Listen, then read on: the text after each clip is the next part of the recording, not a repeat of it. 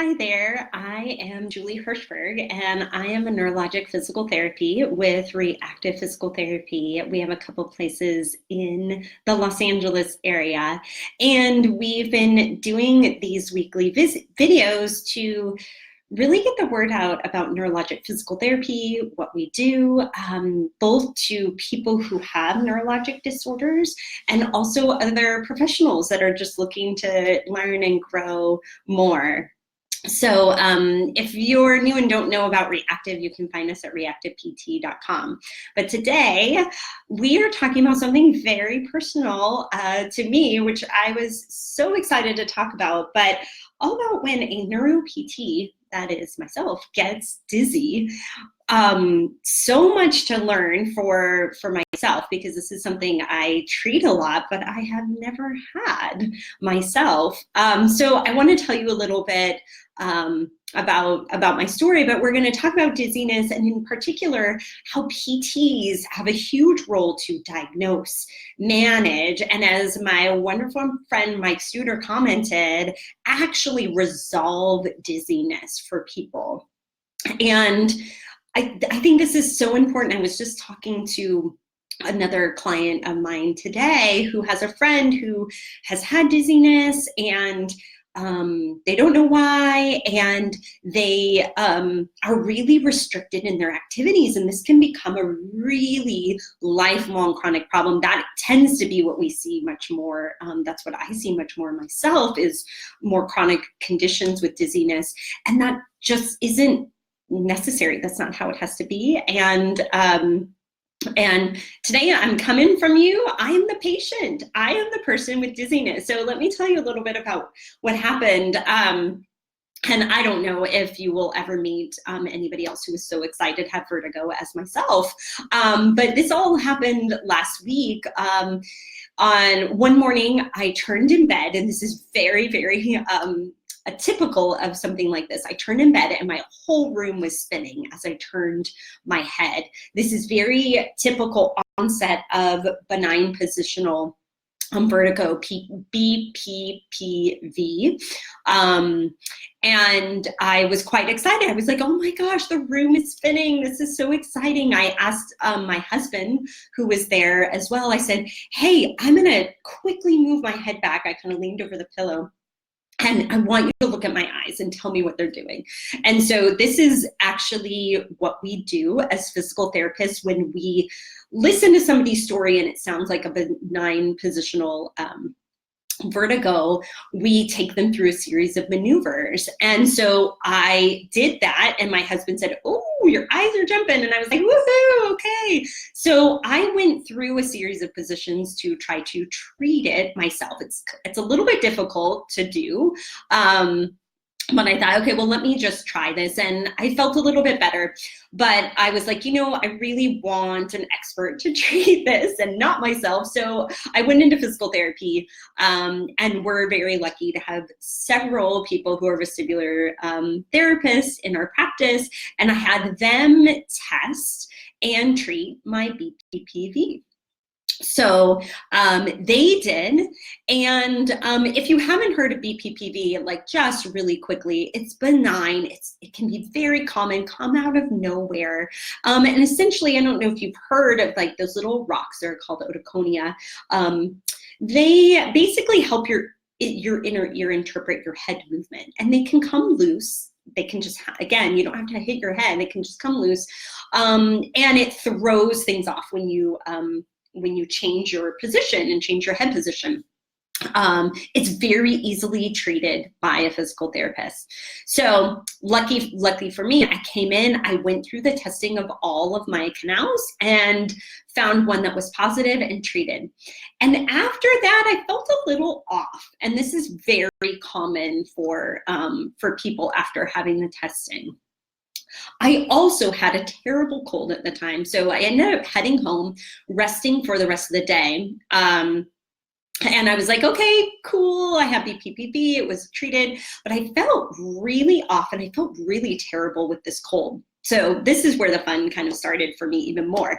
I woke up the next morning, and instead of feeling vertigo with rolling like I did initially, everything I did the world was spinning. I got up out of bed, the walls were spinning, the pictures on the walls were spinning, and I stumbled a little bit and I fell into the wall. I also couldn't hear out of my right ear. And I was like, okay, this is something different now. Let me head back to PT. So went back to PT. And here's a lesson I think that is really so important. Having the whole world spinning and losing my hearing, if this is happening to most people, it's probably pretty scary. And some people may even go to the ER with this. And for myself, as a PT that teaches vestibular pathology and also treats in the clinic, I knew exactly what was happening. It was scary that I was falling, but I felt like, oh, I'm going to go to my vestibular PT. They're going to know exactly what to do. And it's true. So I went back into the clinic for a full evaluation. So I want to go through exactly how a physical therapist might go about this, what they did in my case as well. So, very, very simple and very, very effective. So when you go to see a vestibular physical therapist or a neurologic therapist who has that background as well, they're going to do a very thorough examination. And it starts with a lot of really good questions. What is your dizziness like? Describe it. Not everything is vertigo, right? How long does it last? What position? So we have one of our wonderful students, shout out to Maggie Yamamoto. She's our student right now from USC, and she and her CI did my examination, and she had a lot of questions for me that would help with a differential diagnosis. Like, is this Bppv, which she already treated me for the day before, and it definitely was not, or is it a vestibular hypofunction, which it was, combined with a hearing loss. So she was able to get that just from asking me questions. And by asking other questions, she could rule out bigger things. Like, is this a brain tumor or something else happening? So lots of questions. Then she did a series of tests. So one of those tests is called the head impulse test. Another is called the dynamic visual acuity test.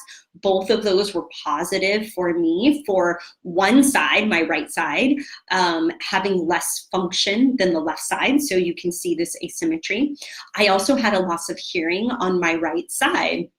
This also, so a piece of this is looking at the nervous system, right? And in particular, the vestibular part of the nervous system, the hearing part. So I had some positive findings that indicated a peripheral vestibular problem and hearing loss. So vestibular and cochlear, they travel in the same nerve. They're in the same area peripherally as well. But she could rule out central or brainstem causes of this through a very thorough exam, testing cranial nerves, coordination, motor, sensation, cognition, etc. All of that was negative for me.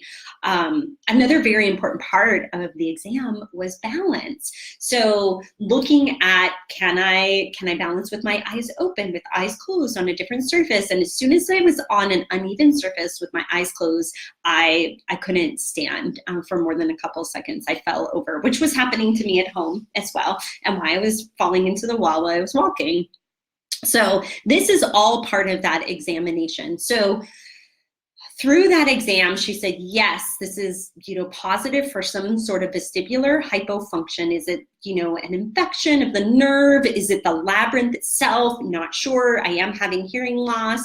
And she thought, with this serious cold, like, you should probably go to urgent care and see if you have an ear infection. And this is what physical therapists do really well. They screen and refer out. And so I did. I went to urgent care. I followed my therapist's advice, and I had a really severe ear infection. So that may be why I was having hearing loss. And perhaps that infection actually was causing a vestibular infection as well. So antibiotics to treat that. One of the things that they gave me at urgent care was Meclizine, which is a common medication that they give when people are dizzy.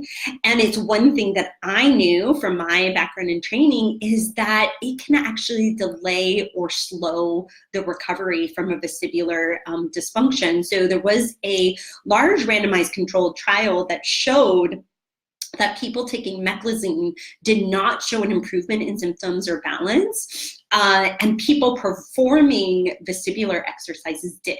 So I knew exactly what I needed to do. Yes, I need to take care of the infection, but I also needed vestibular rehab, right? And I knew I could get better quickly. And if you are not a vestibular PT, if you're a PT or a person who has a vestibular disorder, there's so many great resources now online, and I'll link to them after this Facebook Live. But in particular, the neuro section of the APTA, the American Physical Therapy Association, did a recent, they have such great resources, but they have a recent clinical practice guideline from 2016, and they have some great one-page resources for physicians, for physical therapists, and the public. So I'll definitely link to those here. Those are amazing resources. So what is vestibular rehab? What did I start doing? So the premise behind vestibular rehab is that it focuses on exercise and movement to promote adaptation within our systems that are impaired. So vestibular ocular and vestibular spinal pathways, which are really integrated in the brain.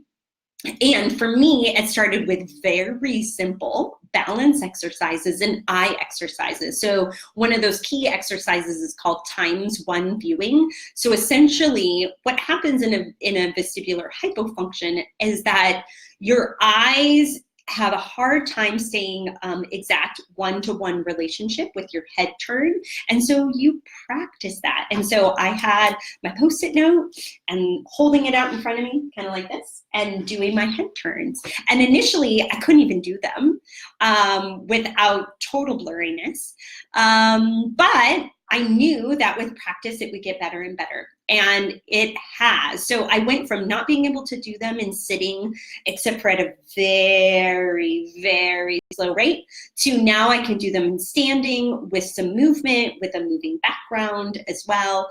And this is exactly what vestibular rehab is systematically progressing this to the point where it pushes my dizziness a little bit, but not too much to make me sick, right? So some of the ways that vestibular rehabilitation might be progressed. There's several key factors. So we think about the head movement. Is it horizontal? Is it vertical? Is it diagonal? And right now I'm really focusing on the diagonals because everything else seems fine. So I have progressed through part of that. The speed of the head movement, so starting slowly, moving fast.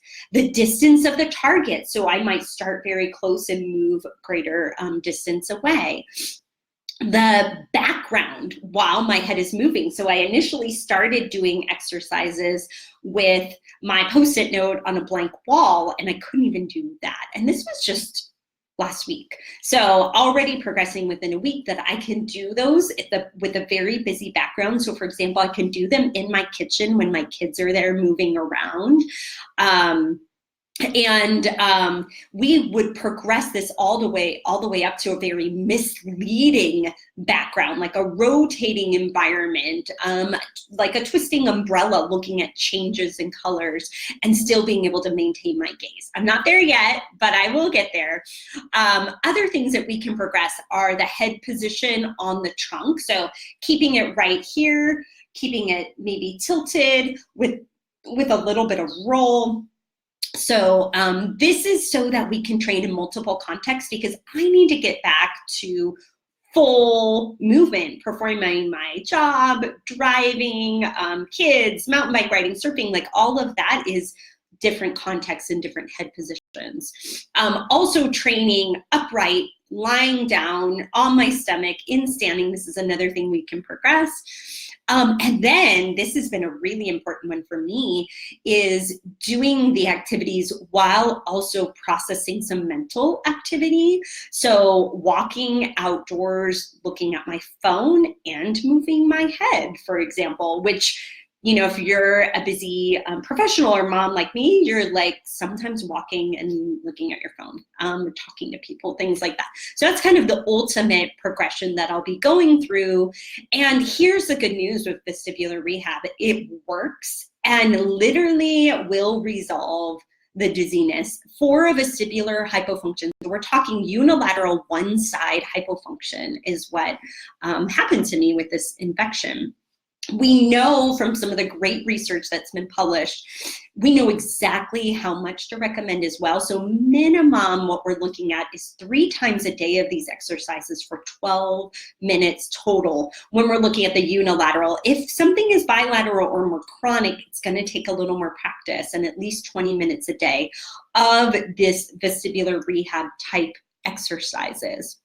So one of the things that's really neat, the group at USC, Julie Tilson, Robin Howard, are a part of a large network. They're actually taking these clinical practice guidelines for vestibular rehab and doing a knowledge translation research to look to see how well physical therapists implement them. And one of the things that they would look at is like, are we actually making these recommendations 3 times a day, minimum of 12 minutes? And I am proud to say that our Maggie, who evaluated me, started me on the program. That's exactly what she did and what she recommended. And in fact, my therapist kind of had to tell me, like, be careful not to do too much because they know me and they know I might kind of push things a little too hard. And they were right. I kind of overdid it a few times and ended up like needing to be in bed because I did too much. So most people, however, especially when this is new and they're not excited to feel vertigo like I was, they're gonna hold back a little bit more and maybe not push the dizziness boundary, and that will actually slow some of the progress. So now what for me, so the Bppv I had initially totally resolved. It's still just a week from the onset of this acute vestibular hypofunction. But I know with this continually progressive therapy, I'm so much better already, that I should be able to completely resolve the dizziness. And that really is my message for the world. I think a lot of people don't know that physical therapists do this and that it is totally something that can get completely better. In fact, be accelerated through very targeted therapy. I highly recommend getting an evaluation with somebody who's trained, who has a background in vestibular disorders. There's some great resources online to find those providers. So I'll link to that. I'm going to link to the recent clinical practice guidelines that are available now. So if you're a PT and hadn't heard, I think most neuro PTs probably have heard of those, but if you haven't, I'll link to those as well. And it's a really great resource if you have dizziness to learn and understand about some of the assessment as well as treatment. It's so effective for dizziness. In fact, I would say this is one of the most effective forms of neuro PT is treating dizziness. So if you have questions, send them my way. I will give an update. I'm pretty sure the next time I hop on this Facebook Live, I will probably have full resolution of my dizziness. I'm really confident in that. And if you found it valuable, please share it. Or if you know somebody with dizziness, please share it. And I will see you next week.